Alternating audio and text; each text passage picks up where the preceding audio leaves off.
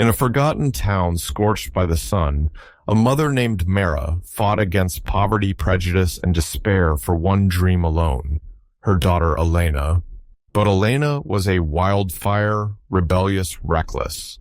The town called her hopeless. They said Mara was wasting her time. Until one night, under the flickering light of an oil lamp, a broken-hearted mother laid bare every sacrifice she had made, and a daughter for the first time listened. From dusty fields to gleaming skyscrapers, Elena's journey was not easy. Mocked, shunned, homesick. She stumbled, but she never stopped. Guided by the memory of her father's dreams and the strength of her mother's love, Elena rose higher than anyone ever believed she could. And when she returned, it wasn't just as a girl from a forgotten town, but as a woman who had rewritten her destiny. This is the story of a mother's unwavering love, a daughter's redemption, and the kind of faith that moves mountains. This is the story of Elena Jackson. In a small, sun-scorched town nestled among sprawling fields and dusty roads, 16-year-old Elena Jackson lived with her mother Mara in a modest hut with a tin roof that rattled in the wind. The town, known for its tight-knit yet judgmental community, was a place where dreams often withered under the weight of poverty and tradition. Mara, a widowed farmer, was a woman of quiet strength, her hands calloused from years of tilling soil and weaving baskets. Her husband Jonah had died years ago, leaving her with a young daughter and a heart full of grief. Despite the loss, Mara clung to a singular hope to give Elena a life beyond the struggles that defined their rural existence. Elena, however, was a storm of rebellion. With her sharp wit and fiery spirit, she was a black girl who stood out in a town where conformity was prized. Her dark eyes sparkled with defiance, and her laughter often rang out in the wrong places. Late-night gatherings with troublemakers skipping school to wander the fields or sneaking off to the creek with friends who cared more for mischief than ambition. The townsfolk whispered about her, calling her wild and hopeless. They shook their heads at Mara, pitying the widow who worked tirelessly to provide for a daughter who seemed determined to throw it all away. Mara, though, saw something else in Elena, a spark of brilliance beneath the recklessness. She remembered the nights when Jonah would cradle baby Elena, whispering dreams of a future where their daughter would hold books instead of hoes, where she'd walk city streets instead of dusty paths. Those dreams fueled Mara's resolve. She spent her days farming under the relentless sun, her back aching as she planted corn and yams. At night, she wove intricate baskets from dried palm fronds, her fingers moving with practiced precision. Every coin she earned was saved in a small wooden box hidden beneath a loose floorboard for Elena's school fees. But Elena's defiance tested Mara's patience. She'd come home late, her clothes smelling of cigarette smoke, and her excuses flimsy. "Why do I need school, Mama?" she'd snap. "It's just a bunch of boring books." "I'm fine here." Mara would bite her lip, her heart aching. She sold her few possessions to keep Elena in school, a pair of earrings from her mother, a faded dress she'd worn on her wedding day, even the small table Jonah had carved. The townsfolk called her foolish, whispering that Elena would never amount to anything. "Why waste your money on that girl?" they'd say. But Mara's love was unshakable. She called it faith. One humid evening after Elena stumbled home past midnight, Mara had had enough. She sat her daughter down on their creaky wooden bench, the dim glow of an oil lamp casting shadows on the walls. Elena Mara said, her voice trembling with a mix of anger and sorrow, "Do you know what I've given up for you?" She pulled out the wooden box, now nearly empty, and recounted every sacrifice. The jewelry, the clothes, the sleepless nights, weaving baskets until her fingers bled. "Your father believed in you," she said, tears glistening. "He wanted you to have a life we never could." Don't break my heart, child. Listen to me. Elena stared at the floor, her usual defiance crumbling. She saw the lines etched on Mara's face, the weariness in her eyes, and the love that held it all together. For the first time, she felt the weight of her mother's sacrifices. "I'm sorry, Mama," she whispered, her voice breaking. "I'll try. I promise." Mara pulled her into a tight embrace, and in that moment something shifted in Elena. She vowed to change, to listen to the woman who had given everything for her. The next morning, Elena woke before dawn. She dusted off her school uniform, its hem frayed but clean, and walked the 2 miles to the local schoolhouse. The other students, used to her absences, stared as she took her seat. Her teacher, Miss Clara, a stern but kind woman, raised an eyebrow but said nothing. Elena opened her notebook and began to write, her hand shaking with determination. She stayed after class, asking questions about algebra and literature, her mind hungry for knowledge. She'd once ignored. The transformation wasn't easy. Elena's old friends mocked her, calling her a bookworm and urging her to sneak out. She ignored them, choosing instead to spend evenings studying by the lantern's flickering light.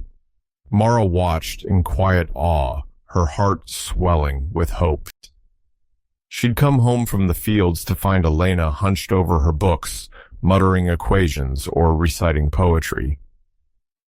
"You're doing good, child," Mara would say, placing a hand on her shoulder. Elena would smile, a mix of pride and exhaustion in her eyes.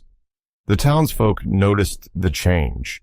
The same neighbors who'd once gossiped now saw Elena walking to school with purpose, her head held high.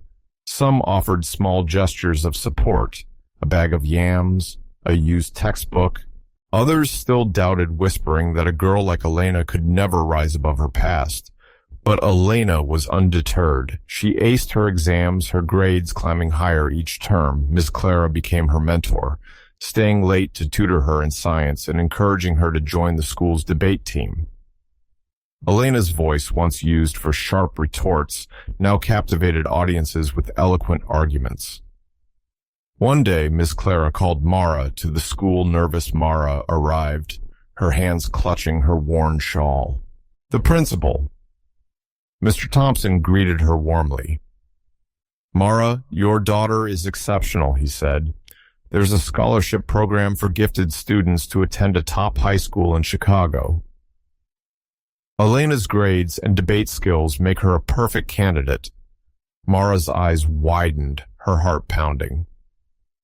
Chicago, a city she'd only heard of in stories, a place of opportunity far beyond their dusty town. She nodded, tears brimming, and thanked them. The scholarship application was daunting. It required essays, recommendation letters, and an interview.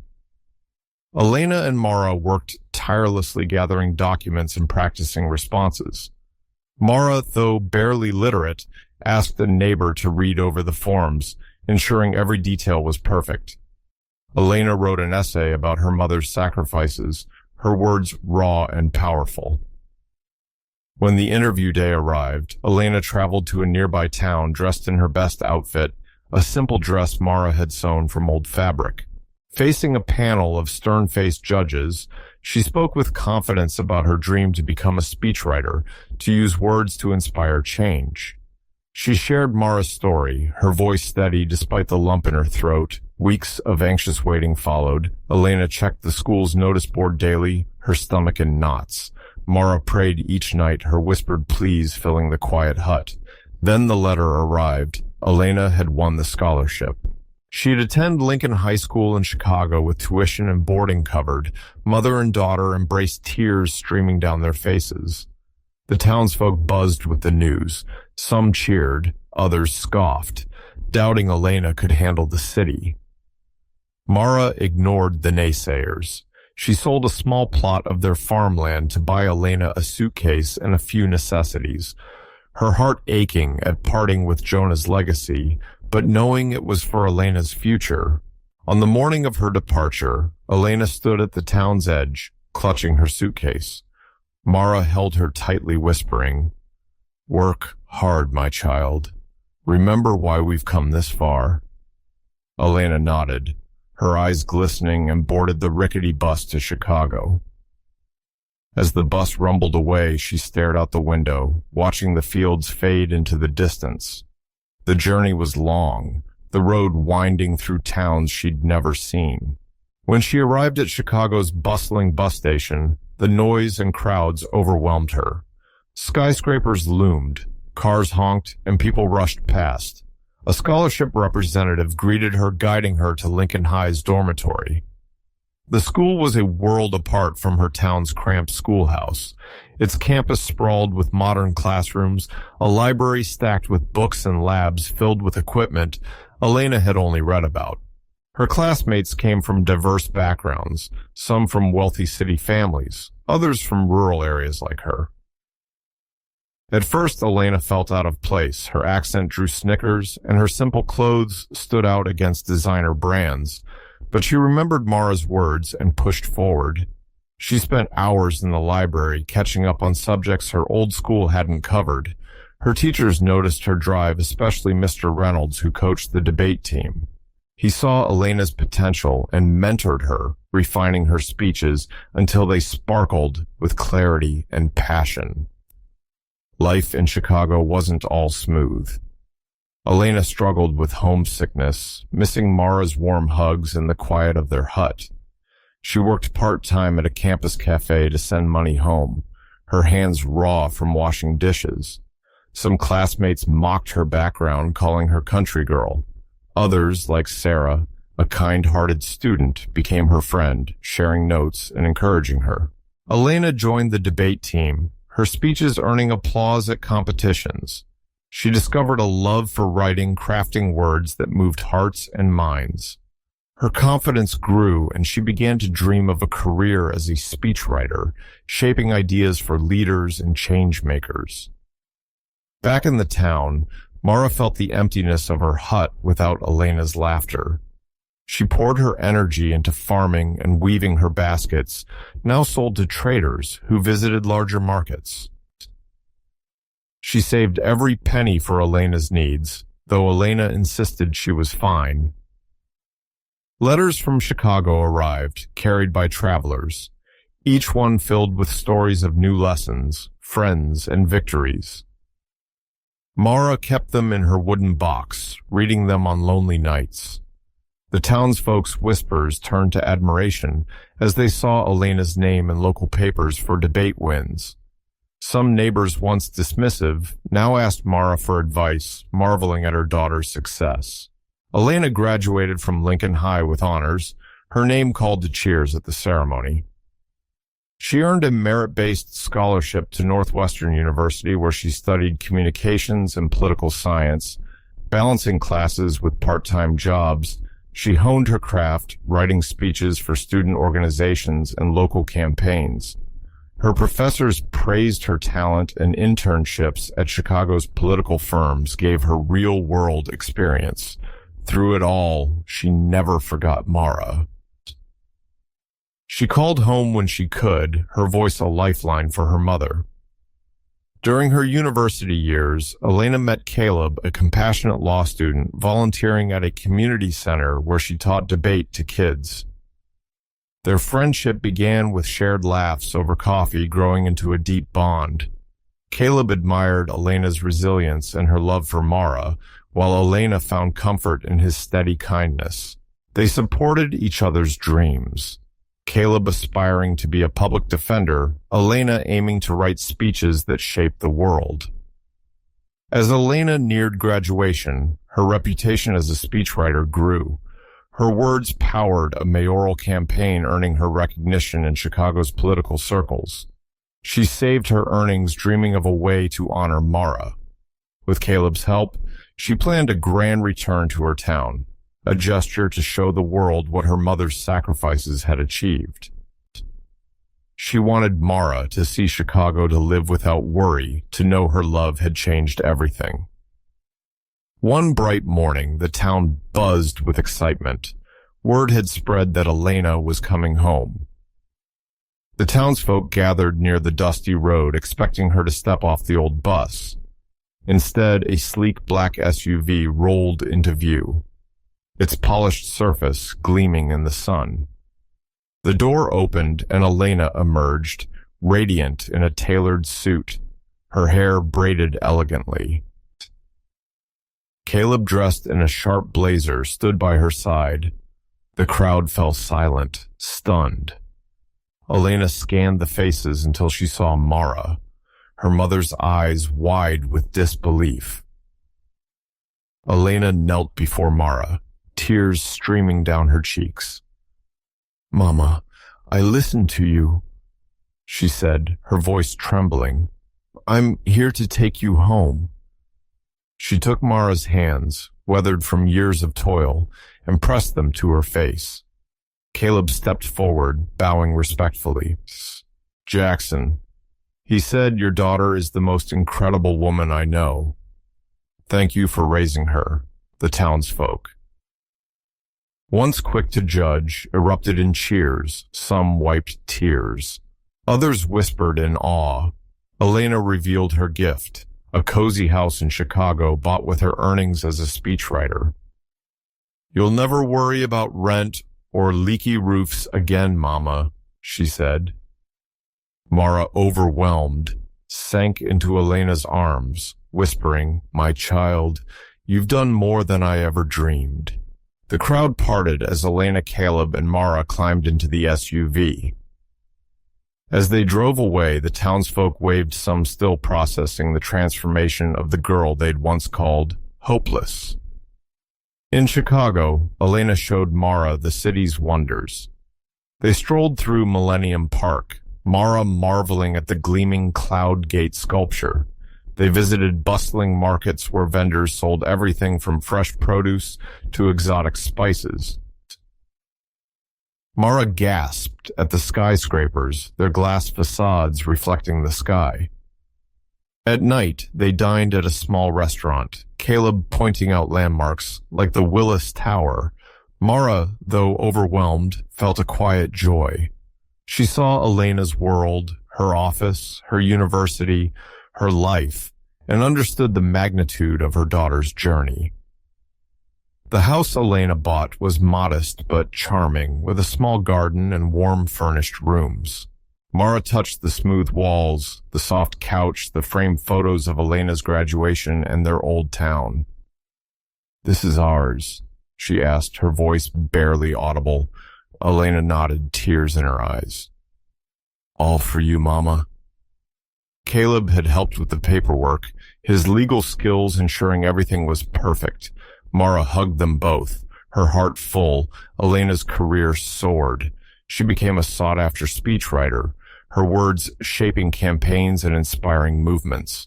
Her name appeared in Chicago Tribune articles, her speeches quoted on television, yet she remained grounded, often speaking at schools to inspire young black girls. She told them about Mara, about listening to love over doubt, about rising above expectations. Mara adapted to city life, though she missed the town's quiet rhythms. She tended the garden, planting flowers that reminded her of home. She started a community program teaching women to weave baskets in her living room. The group grew, attracting single mothers and widows who found solace in Mara's wisdom. Elena and Caleb supported her, donating materials and sharing meals with the women. The baskets sold well, giving the women financial independence and pride.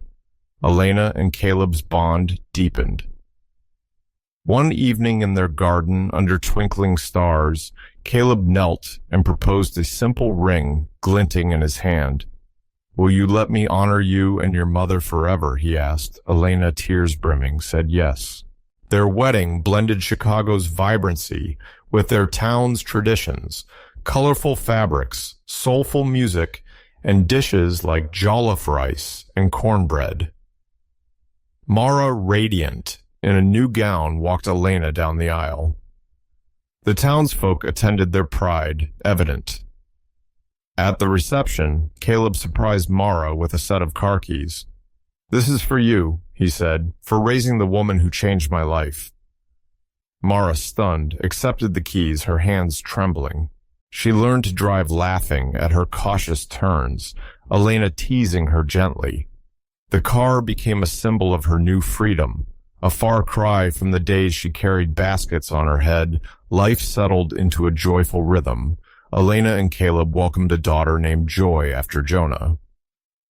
Mara doted on her granddaughter, singing the lullabies she'd once sung to Elena.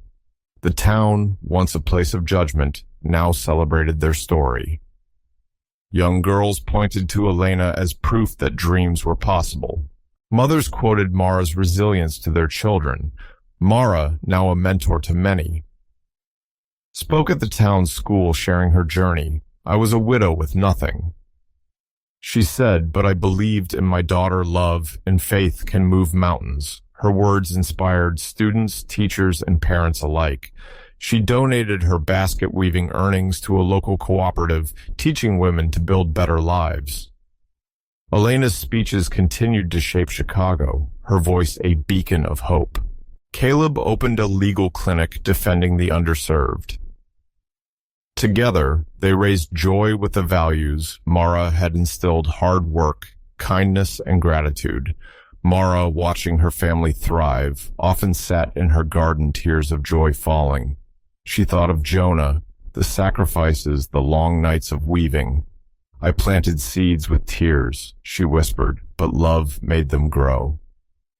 Elena's journey from a rebellious girl to a renowned speechwriter was a testament to listening to a mother's wisdom.